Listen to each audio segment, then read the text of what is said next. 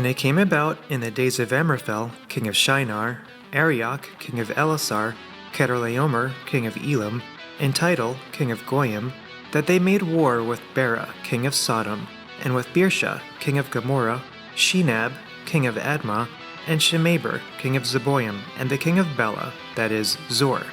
All these came as allies to the valley of Siddim, that is, the Salt Sea. 12 years they had served Chedorlaomer, but the 13th year they rebelled. And the 14th year, Chedorlaomer and the kings that were with him came and defeated the Rephaim in Ashtaroth-Karnaim, and the Zuzim and Ham, and the Emim and Shavah-Kiriathaim, and the Horites in their Mount Seir, as far as El-Paran, which is by the wilderness. Then they turned back and came to En-Mishpat, that is, Kadesh, and conquered all the country of the Amalekites, and also the Amorites who lived in Hazazon Tamar. And the king of Sodom, and the king of Gomorrah, and the king of Admah, and the king of Zeboim, and the king of Bela, that is, Zor, came out, and they arrayed for battle against them in the valley of Siddim, against Chedorlaomer, king of Elam, and Tidal, king of Goyim, and Amraphel, king of Shinar, and Arioch, king of Elasar, 4 kings against 5. Now the valley of Siddim was full of tar pits, and the kings of Sodom and Gomorrah fled, and they fell into them. But those who survived fled to the hill country.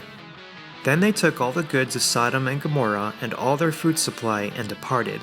They also took Lot, Abram's nephew, and his possessions and departed, for he was living in Sodom. Then a fugitive came and told Abram the Hebrew. Now he was living by the oaks of Mamre the Amorite, brother of Eshcol and brother of Aner, and these were allies with Abram. When Abram heard that his relative had been taken captive, he led out his trained men, born in his house, 318, and went in pursuit as far as Dan. He divided his forces against them by night, he and his servants, and defeated them, and pursued them as far as Hobah, which is north of Damascus. He brought back all the goods, and also brought back his relative Lot, with his possessions, and also the women and the people. Then after his return from the defeat of Chedorlaomer and the kings who were with him, the king of Sodom went out to meet him at the valley of Shavah, that is, the king's valley. And Melchizedek, king of Salem, brought out bread and wine. Now he was a priest of God Most High. He blessed him, and said, Blessed be Abram of God Most High, possessor of heaven and earth. And blessed be God Most High, who has delivered your enemies into your hand. He gave him 1/10 of all. The king of Sodom said to Abram, Give the people to me, and take the goods for yourself.